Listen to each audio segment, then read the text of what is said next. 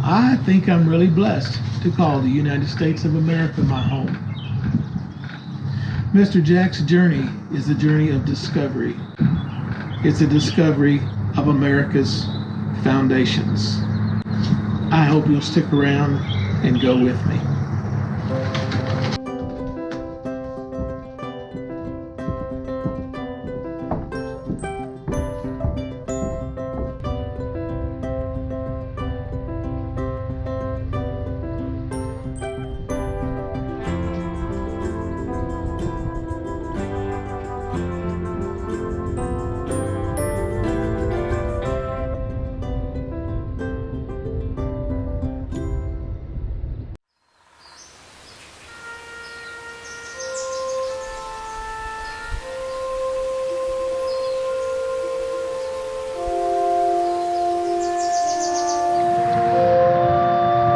Sometimes the road's so narrow, it's so obscure that I don't even know I'm on it.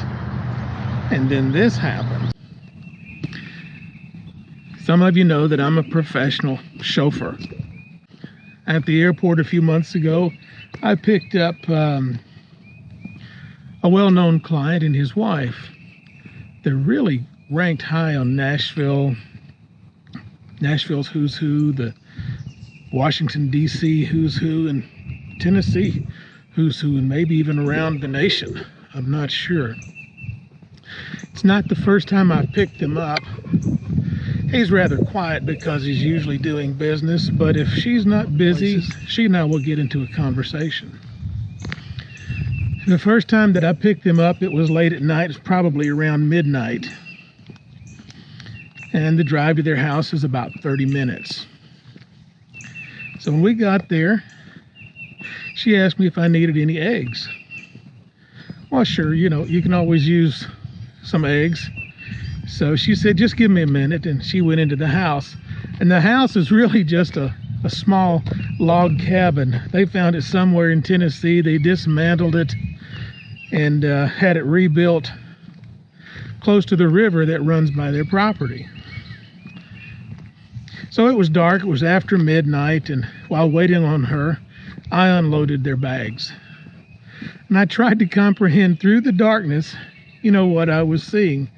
Some of the wealthiest people in the state of Tennessee live in a 200-year-old log cabin, and they raise chickens so they can get fresh eggs.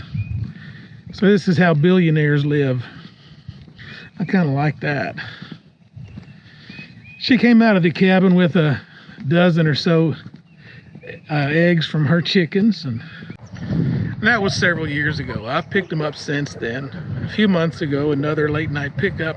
Her husband was busy as usual talking on the phone. She and I talked, and I started the conversation with, I drove by your house the other day. It looks like you have some remodeling going on. Well, next to their log cabin is a house that was built, I think she told me, the early 1800s. I've seen it several times, and it needed some help. Yes, she replied, we're remaking the old house. She went on to explain that they're in the process of remaking the old house into what it used to be. And I'm glad that they aren't remodeling it. They're actually going to restore it. Well, she asked if I wanted to come out sometime and see it. As we continued to drive during the dark night toward their home, she and I discussed our love for American history. Her family home is in Virginia. Really? Mine too. Where, she asked. I don't remember. I think around Roanoke. It was her turn to say, really? Because hers was too. I told her that our old family graveyard was located in that area, and that it was a protected national landmark. She encouraged me to keep talking, and everyone who knows me knows that's kind of dangerous. I continued to tell her about my family's passage from Ireland to the New World. My grandfather, from 5 generations back, was commissar of spies during the Revolutionary War. Upon retirement, he received a military pension and a land grant somewhere in Virginia. I told her about my great-great-grandfather and his participation in the Civil War. And he was just killed down the road at the Battle of Franklin. He's buried in the Carnton graveyard. Her interest in my story was apparent, so I continued, and that's not all. I said, a Klans member not directly related to me, but of the same Irish line, was a friend of Andrew Jackson's wife, Miss Rachel. Knowing Miss Rachel the way she did, this very distant relative wrote a book about her, and I've been able to locate a copy of it. I raced into the console of my SUV and I said, would you like to see it? I gave it to her. It was sealed in a plastic bag, and I asked if she wanted to borrow it and read it. When we got to their home, I unloaded their bags and wheeled them up to the cabin. I gave her the book. I know I didn't have to say this, but I said, I just want to make sure, this is a rare book. I just want to make sure that I'm going to get this back. No problem. She gave me her business card, and I was kind of shocked. These are very high-profile people who, for security's sake, must remain very private and guarded. She handed me a personal card with her personal cell phone number and personal email. Well, I'm a nobody, unknown to the world and known by just a few people. I'm a nobody, and I just received personal contact information from some of the nation's wealthiest and highest profile people. I took her card, I put it in my pocket, and after all, it was late. It was after midnight. I was ready to go home and go to bed. After a quick 15-minute ride, I was home. I unlocked the door, and I tried to be quiet because Miss Sherry was asleep. I emptied my pockets, and I looked at that business card, and the words Sinking Creek stood out, and I don't know why, but Sinking Creek sounded familiar. Sinking Creek, Virginia. As I continued to unwind and get ready for bed, the words Sinking Creek kept playing over and over in my mind.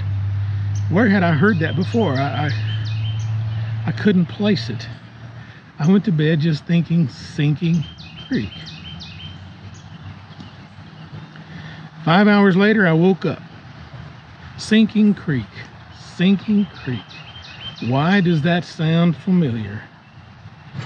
Well, I keep a lot of my family files online, so I turned on the computer, and as soon as I could, I pulled up the files, and let's see, there was James Trenner, 1776, Revolutionary War, but he was born in Ireland, died in Virginia. He was buried in Sinking Creek, Virginia. Wow, I stared at her card and then at my records. It was a match. I sent an email to her and told her what I'd found. She wanted to know where the graveyard was, and I didn't know. I looked at the pictures of the family graveyard. There was no address, just a general area. I called the library and the courthouse up there, and they were able to help a little bit. So then I spent a couple of hours, and using Google Earth, I flew around and then dove down and sort of drove around the area until I found what looked like the old Trenner graveyard. I compared the picture of the graveyard to the area that I found, and yeah, it looked like that. I zoomed in and followed the short dirt road that led from the main road to the graveyard. There's only one other thing on the road, and that was a house. It was just a graveyard and a house. That was it. They were separated by the dirt road, so I emailed the lady and told her I found the graveyard. She took that opportunity to acknowledge that and then ask if I wanted a tour of the home that was being restored. We set a time, and a few hours later I drove up to the security gate, punched a button, I was let in, and the lady wasn't home, but a few minutes later she drove up. She returned the book. Before getting a tour of the restoration project, she asked if I wanted to see her latest Civil War treasure. It got my interest, and we went to the farm office, which was an old log shed. Her two assistants were in there, and they showed me the latest treasure. It was a diary written by a Union soldier. He had logged entries for every day that he'd been in the Army. This was indeed a treasure. It's about 160 years old. I soon learned that she had 8 such treasures and other Civil War artifacts and rare and valuable pieces of Americana. Man, I was so far out of my league that I could hardly breathe. What am I doing here? Is there a purpose for this meeting? I asked her if she wanted to see where the old Trenner graveyard was, and We turned on the computer, pulled up Google Earth. I zoomed in on the old graveyard. It was then that she told me that she was familiar with that old graveyard. She knew right where it was. She'd known it all the time. I was confused. If she'd known, why hadn't she told me? Why was all this familiar to her? Often during our conversations, I felt like I was doing all the talking and she was holding back. Well, I can be a blabbermouth and should have known that something was up. During our conversations, she had asked me some really pointed questions about people who live in Virginia. She asked if I'd talked to so-and-so, and this so-and-so had the same last name as mine. Well, I hadn't talked to so-and-so. I told her several times that I didn't know so-and-so. She had asked a few other questions to which I had no answer. Why? Well, knowing what I'm about to tell you, I think she was testing me. She wanted to know if I was genuine or not. Remember a few minutes ago I mentioned that there were only two things on that dirt road. There was a graveyard and a house. Well, guess whose house it was? It was her house.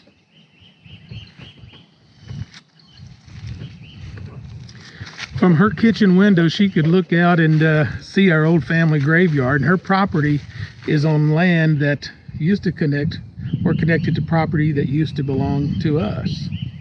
What are the chances of this happening and why? I'm from, just humble beginnings there in Mississippi, and she is well heeled by birth and by marriage. I'm just the help. I'm just a guy who loads people's bags and drives them around. I wasn't even supposed to pick these people up. They're not even our clients. Their people had booked the rides with another company, and that company was too busy, so that company called another company. That company called me. I should never have met these people, but by some divine plan, I did. And we share a real love for America, for America's history, and we used to share a property line.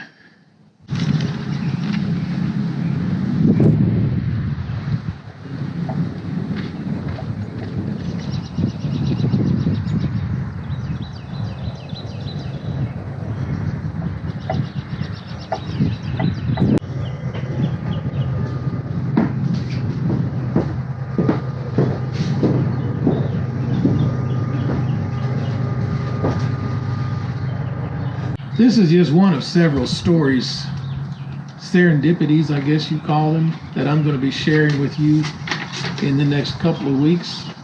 But they all connect me to America's roots. I recently found, but I haven't verified its authenticity yet, a ship's manifest from like 1650, just after the Pilgrims got here. And on that manifest is someone with the same last name as mine. They had come here to start a new life.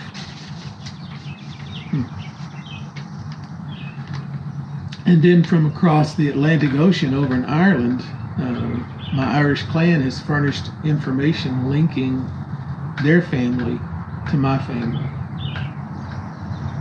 Last year, my daughter was in Washington, D.C. She went to the Smithsonian, and she found letters from an ancestor of ours to officials in Washington. This family member of mine was commissar of spies under General George Washington. I also have distant kin who worked for Andrew Jackson and his wife. An historical graveyard in Virginia bears my last name, and so does a courthouse in Chickasaw County, Mississippi. Not far from where I sit, there's a Civil War graveyard where my great-great-grandfather was buried after being shot by a Yankee. My grandfather fought in World War I. One of his sons fought in World War II. Uncles on my mother's side fought in Europe and in Asia. My wife's grandfather manned a battleship in the South Pacific. When our country was shaken to its core and brought to its knees on 9/11, my son, knowing his heritage, quickly volunteered to protect us. He joined the United States Army and served during Noble Eagle. I am a son of Americans. I feel like I'm a child of America. My journey is now to uncover that heritage, and in doing so, I know I'm going to find flaws, and I will admit them. But I won't be defined by our faults and our failures. I'm not going to let them completely discolor what this grand country has done for the world. I'm not going to hold my peace in proclaiming the majesty of our land, the generosity of our people, or the faith of our founding fathers. I think I'm really blessed to call the United States of America my home. Mr. Jack's journey is a journey of discovery. It's a discovery of America's foundations. I hope you'll stick around and go with me.